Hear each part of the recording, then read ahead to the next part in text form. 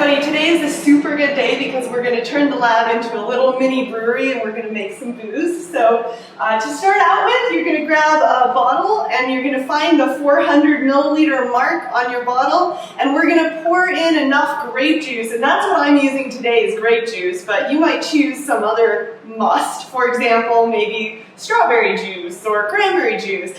But we're going to use grape juice today. We'll put up to 400 mils on here. It doesn't need to be volumetric, so you get to practice your chemistry pouring skills, and we'll see I'll probably fail miserably. And just pour from the grape juice bottle into your bottle. It is sterile, so it doesn't hurt to use your sterile technique. When in doubt, flame it out. Keep your wine from getting contaminated. You don't want any nasty side reactions, acetobacter making vinegar or anything like that. So we're just going to pour up to that 400 ml mark.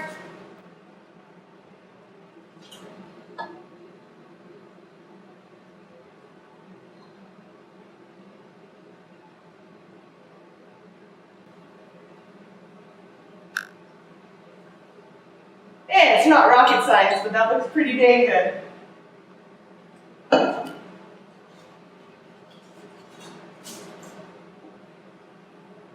Now we're ready to add the sugar. And remember that glucose is the starting molecule for glycolysis. So if you think about the Chatelier's principle, it means that if we add a little more glucose, we'll push the reaction towards products and we'll make more booze. So that being said, please leave enough glucose for the people who will follow you. So we're going to weigh out 28 grams, and I've already balanced the scales, so you're ready to go. The weigh boat is taken into account. So you just want to set this to 28 grams.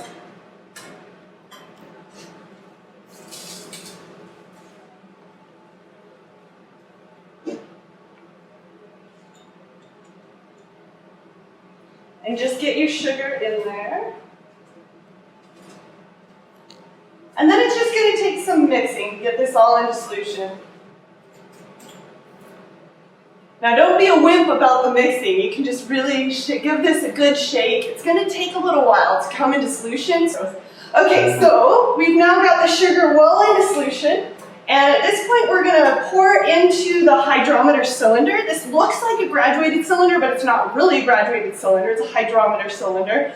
So it's specifically made for measurements of specific gravity, which remember, specific gravity tells us buoyancy. And so this is a good time, if you haven't already, to go watch the hydrometry video that tells you how you're going to read the specific gravity using the hydrometer. For now, we're just going to go ahead and pour into this hydrometer cylinder. And if you've done any waiting of tables, you'll know how to do a good beer pour. So that's really what we want here, is a pour that will minimize the number of bubbles.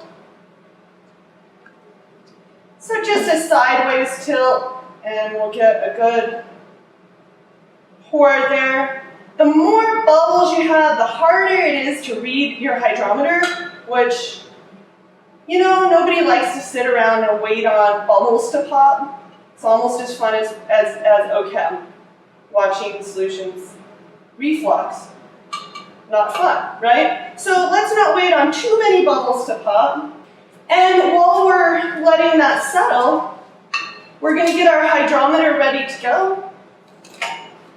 And I would suggest just hitting this with a little bit of ethanol. It's not sterile here, so this is a good way to quickly sterilize it.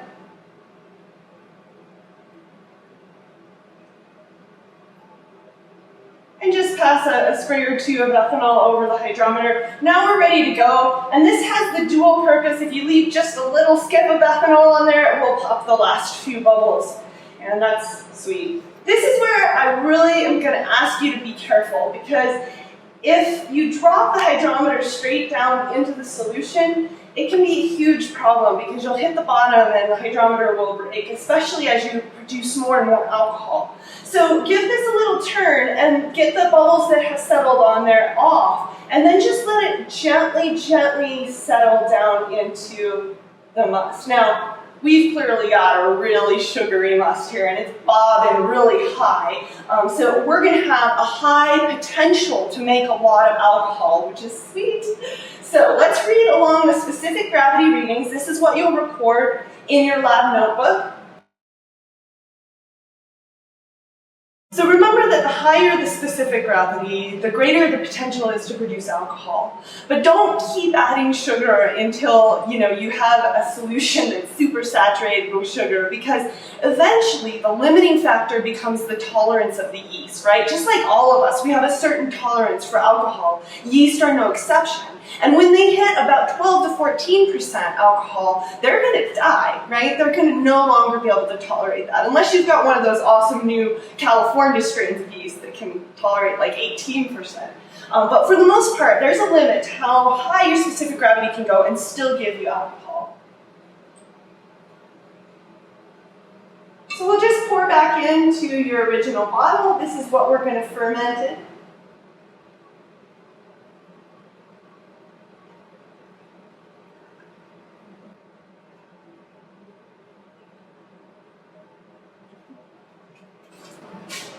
And if we were to just leave this bottle open to the atmosphere, there would be aerobic respiration, right? The yeast would utilize, they would take their pyruvate to acetyl-CoA to the top of the TCA, and they would metabolize aerobically using respiration. But we don't want that, right? We want to push them to ferment. So we're going to put a stopper on this that causes them to not be able to get oxygen.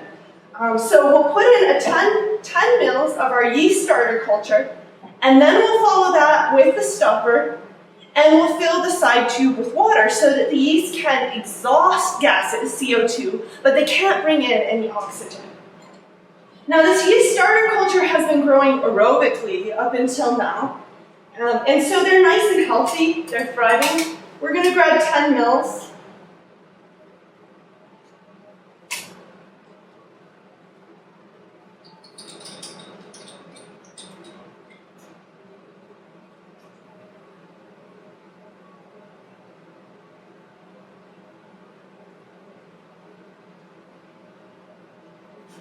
And the particular wine yeast that I'm working with today, it's an old batch of wine yeast that I purchased some time ago from a flea market. So these are things you can actually purchase online if you're ever wanting to brew your own wine, that is if you're 21.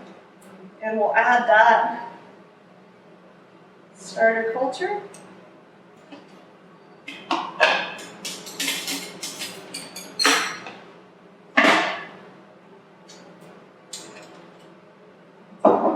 And now we're ready to starve the yeast of oxygen. So this is a cool stopper that actually John made for us. They're handmade. He actually bent each one of these tubes by using heat, using a flame. So literally, he spent hours making these. So please be careful with them. Grab them by the stopper rather than by the tube, because these will easily break. They are glass. The side tube is plastic. That's the one you're going to fill with water so that you can starve them of oxygen. So we'll put, you can go ahead and put the stopper in first and firm that up, firm the seal up, because of course we do want that seal to be complete.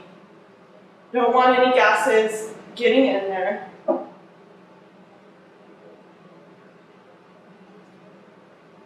And when you do this, there'll be a little bucket to put your lids in. And then just fill this about 3/4 of the way full with water.